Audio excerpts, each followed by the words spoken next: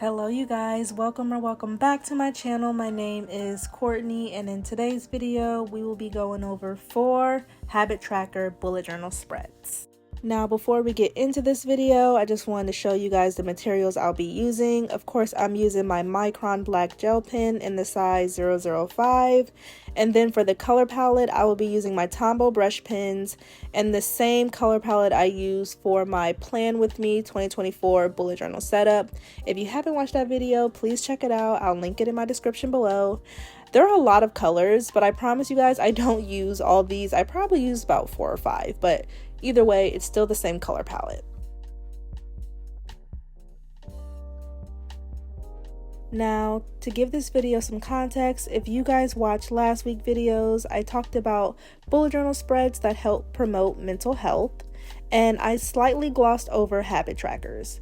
And I feel like, or maybe it's just me, that a habit tracker kind of looks the same in almost every bullet journal you see in the Bujo community. And while I know it's not true, of course there are many different variations of a bullet journal. In my head, I only really have a very basic singular picture of what a habit tracker looks like. So in this video, I wanted to give you guys 4 different ideas for habit trackers. Some are very popular, as you guys can tell by what I'm doing. But I just wanted to give you guys 4 different ways on how a habit tracker could look like. And the first one, of course, is the most infamously, I guess, famous habit tracker, and that is the mini calendars to base off of each habit you're tracking. So for these spreads, I do 3 to 4 habits, just so you guys can get an idea on like what a filled out calendar would look like. But for this first one, I created 4 small calendars, and I used the month of March, and then I did working, reading. Small little tip, make sure when you're tracking a habit, it's something that can be easily tracked, whether it's like counting through a number or something that you physically do, but neither here or there. But yes, I did 4 small calendars, and each calendar correlates with a different habit you would like to track, and then you just use a different color to correspond to each habit.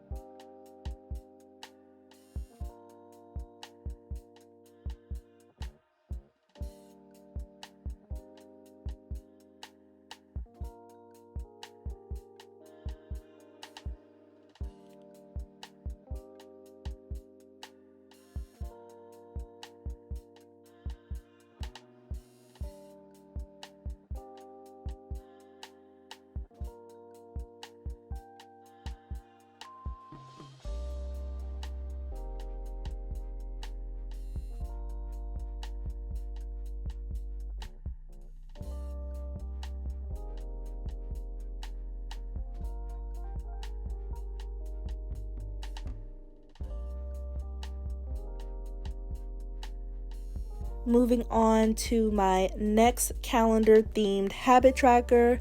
This one is a full calendar page spread, and to track whatever habit you're doing, whatever color you correspond with that habit, you're just going to create a little dot. I think this one is actually so cute. I think watching it all filled out and just seeing a bunch of little dots on each page, and it can vary as you guys can see, but the more I fill this out, I just think it's more pleasant looking. I don't know how to explain it, but I think it's really, really cute and very, very simple as well. Now, one caveat about this is because the bullet journal is only so big, this is an A5 bullet journal, you can only make the calendar squares so big. Again, like, it's not a huge sheet of paper.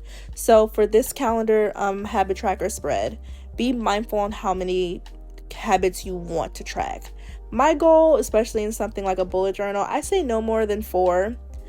If you decide to do more than 4, I think the first calendar spread where you do the mini calendars would be better because you're able to track way more. But this one, I say you probably would do no more than 4.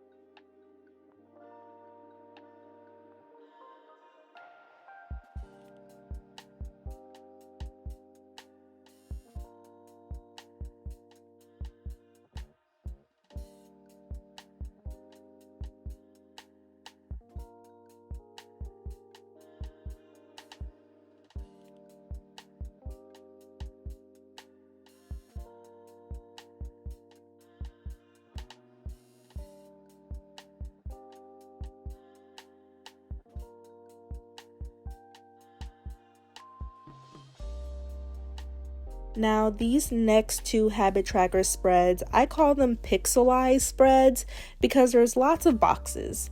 But the first one is just kind of these 2, I think it's horizontal. I think that's the way. Yes, 2 horizontally 2 column or 2 space boxes. And basically each 2 space box correlates to 1 habit. So it's going to take you 2 lines to create it, but it's going to go for 1 habit. So as many lines or as many habits you can fit on the page. I hope I'm making sense, but it depends on how many habits you choose to fit on the page, but you can fit a lot on here because 2 columns, I think you can probably get like 10 habits out of it. It just depends on how big your journal is. But for this one, I just did, of course, 4.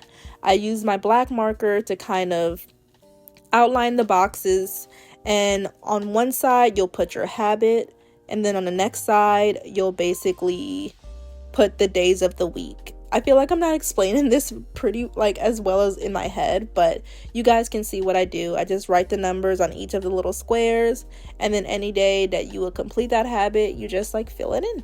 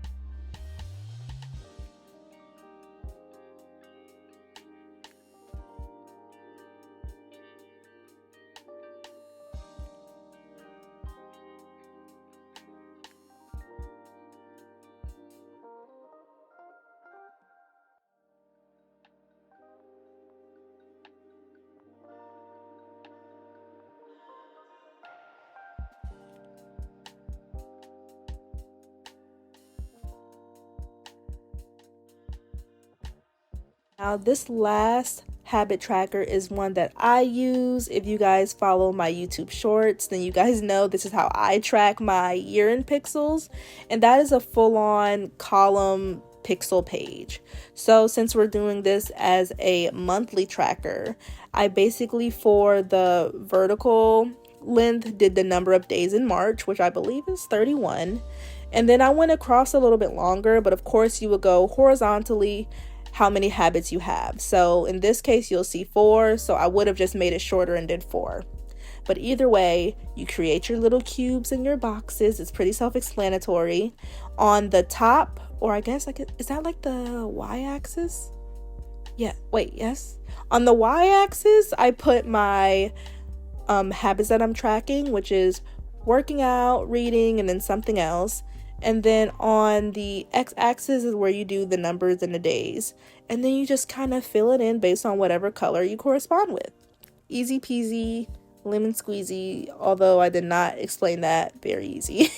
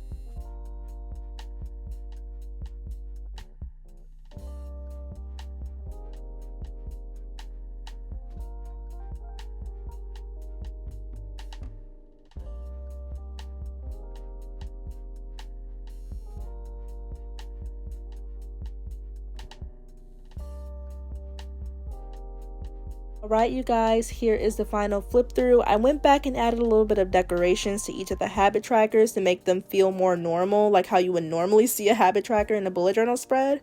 But thank you guys so much for watching. Please like, comment, subscribe, follow me on all my socials, and happy tracking!